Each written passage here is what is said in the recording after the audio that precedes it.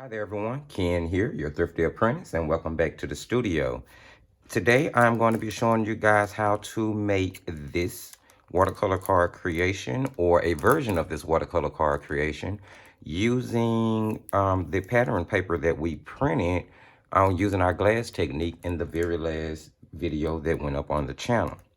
So here you guys can see that I've already packaged this card, but I did my coloring. My focal image was colored with colored pencils, actually, with Arteza Expert colored pencils.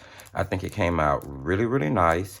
But since this is a watercolor card creation series, I wanted to do another version for you guys today where we would be using water-soluble products. So let me show you guys. If you don't remember, and I will link a link for the pattern paper video in the description box below. But if you guys remember, in the last video we made this pattern paper, and this was the example paper that was used, and that's the one that we created in the video. But I was having so much fun that even after the video ended, I continued to create a few pattern papers. I'm going to show you guys a few. Here's another one that I created. I think this one is really fun and whimsical. I'm going to really enjoy using this one on cards or in my scrapbook. And this one was done using the same techniques, that glass printing technique, just more watercolor crayons than anything for this one. And here's another pattern paper that I created afterwards. And this is actually the piece that was used to create the backing panel for this card. So that's what we're going to be doing today. We're going to be using pieces of the pattern paper that we created in the last video to make our watercolor card creation today. So let's look at the supplies we're going to be using. Out of the pattern papers, I decided that I am going to be using the Dragonfly print, which was the example print used in the last video. I am really fond and crazy about this print. The dragonflies are, I'm absolutely in love with, to the point where I've started using the dragonfly stamp as my signature on my paintings. So we're going to be using this as the backing panel. Here I have, let me slide this over. Here I have a stencil that I'm going to be using to cut out my image after it's been colored. And I just want to tell you guys, this is a really, really great idea and technique to use if you are like me and you have not yet obtained an embossing or die cutting machine, which I want one really, really, really bad. And I keep looking at a lot of them, trying to price them, make sure I get it at the best price. But they can be a bit expensive the bigger they get, and I do want one worthwhile, so I am watching out for that. But I'm going to be using this stencil in place of a die cut to cut out the image.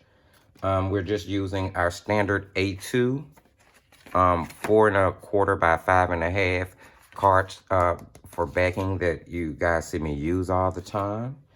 I'm going to be using the rose stencil. I don't know if you guys remember from a haul video I did a couple of episodes back, but I got this stencil off, these stamps off of Amazon, and I think the entire set cost me like $5 or $6. So I'm going to be using these for this video, and we're going to be using the rose, which I'll show you guys an example of that in a second.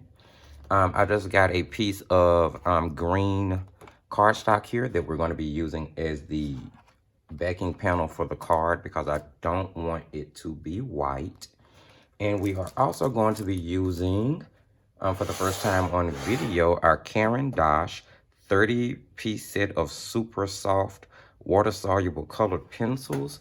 I have been testing these out, and I have to say, guys, I am a fanatic at how they perform. There will be a review video coming up on these eventually. And I also have, let me see if I can find it. I also have, as a part of a sample that was sent to me from Caran d'Ache's company, one of their museum aquarelle watercolor pencils, and this color is dark ultramarine. So I have been using it in combination with my 30-piece set. I probably won't be using it today, but I just want to throw that bit of information out there. So let's see here. And for the focal image, I've already taken a piece of cardstock and stamped that focal image down just to save time. But so you guys can see what I did, I don't have a block big enough to hold the rose, so I just laid the rose down on my desk, inked it up, and then laid my cardstock down on top of it and rubbed it to get a good impression, since I didn't have an acrylic block large enough to hold the stamp. So this is the image we're going to be doing for our focal image. And here is an example of this image that I've already colored on pink cardstock for another card that I'm going to make. And with this one, I use the color pencils to color in the rose, which is what led me to wanting to use the watercolor pencils to see how they would perform. So we're going to concentrate on getting our our focal image colored in here. And I'm just going to reposition the stuff around on my desk right quick so that I can get to it. You're also going to need a water brush or some water in a more synthetic, kind of firmer bristled brush in order to disperse the pigment from your watercolor pencils. But I'm going to be using a water soluble blender, and you guys can grab one of these and use it too. I really like it for blending my watercolor pencils on cardstock. This is a Recollections water-based blender. You can pick it up at Michael's for a little of nothing, but any water-based blender that you have will work. Any watercolor pencils that you have will work. Any of the supplies that I just showed you guys, you can substitute whatever you have in your own stash that will work towards this creation so that the card will be more uniquely your own. So we are gonna get started here and just grab a couple of colors out of our watercolor pencil set and start working on our focal image here.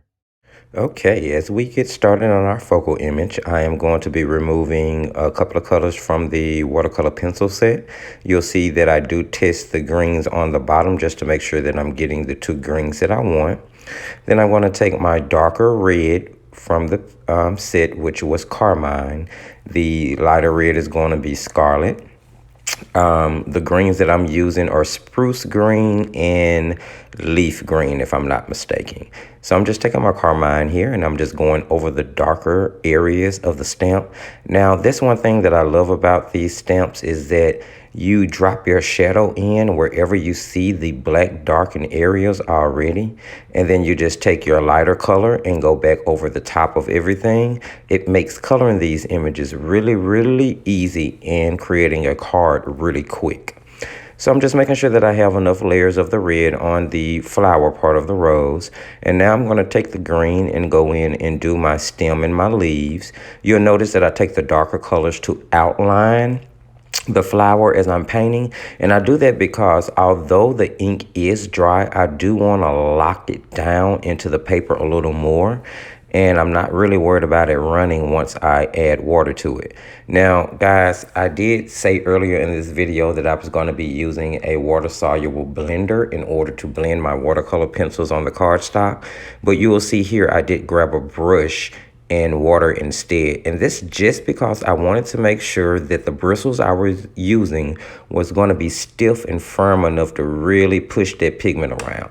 Although I'm not doing much pushing, more tapping than anything.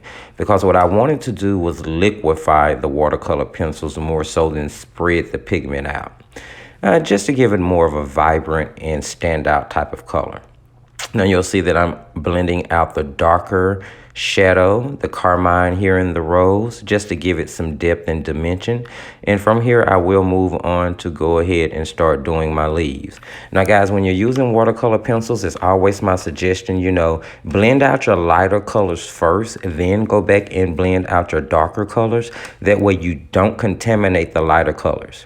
So after I got through coloring the focal image, it was time to put the card together. And you see here I have my card backing as well as the green cardstock used for the backing. I did go ahead and cut my pattern paper down to fit as well as my focal image. Now guys, I did not use the stencil to cut out the focal image like a die cut. Instead, I just cut it into a rectangle and then took some deco scissors and cut the edge off just to give it a little pizzazz. Now, if you notice on the back of the card, you will see that I had some lines where I went in 1/4 of an inch from each side of the card just so that I could notch that out. And here I'm putting on some washi tape because I have a lot of it and I do want to go ahead and use it up. There's a lot in my stash, so you guys will be seeing a lot of that washi tape just like the rhinestones. Here you'll see that I'm putting down my focal image. And then I'm going to take some string and create a border around the card where I notched out those little sections earlier. Moving over my box so that I can line my card base up on my card exactly. I'm just going to push it down, and now I am trying to see which embellishments are going to fit on the card perfectly. I decided to go with these darker hearts, and I'm just going to put 3 on the front of the card, spacing them out, trying to make sure not to cover up my dragonflies too completely because I do want it to be seen. Next, I'm going to move on to the inside of the card, and I decided that I would make this like a gift card money holder. So I'm just taking another piece of that green cardstock and folding it up on the bottom using my deco edge scissors to cut it out, and then I'm just going to make a little card holder, guys, and there you have it, our watercolor card creation. Stamping on the thinking of you inside, and then you're going to see me grab my dragonfly stamp, which is now my new signature, yay me, and stamp it on down. There you have it, guys, our watercolor card creation for today. My little signature dragonfly that I'm stamping in everything now to mark that it's mine. I love it. I love it. I love it so much. Thinking of you. There's the front of our card. I think it turned out really nice. I hope you guys liked it. I hope that you had fun creating your own card following this video and that yours turned out really wonderful. You can go ahead and post them. Don't forget, post them on the Thrifty Apprentice Facebook page or in the comment section below so that I can see them and so that everyone else can see what you guys are doing with your art supplies. Guys, that brings us to the end. I hope you like the things that you saw in this video and some of the information and the tips and techniques that I gave you. If you did, don't forget to give the video a thumbs up. Go ahead and subscribe so that you can keep up with all of the content and get the notification on new videos going up. Head on over to the Thrifty Apprentice Facebook page and like us there, where you can keep up with the things that we do both on and off camera. Don't forget to comment and subscribe. Said that already. And share. Share, guys. Share. Remember that sharing is caring, and it helps to grow the channel. There's nothing else. Remember that what I tell you at the end of every single video, that in order to grow, you have to just keep painting, just keep painting, just keep painting.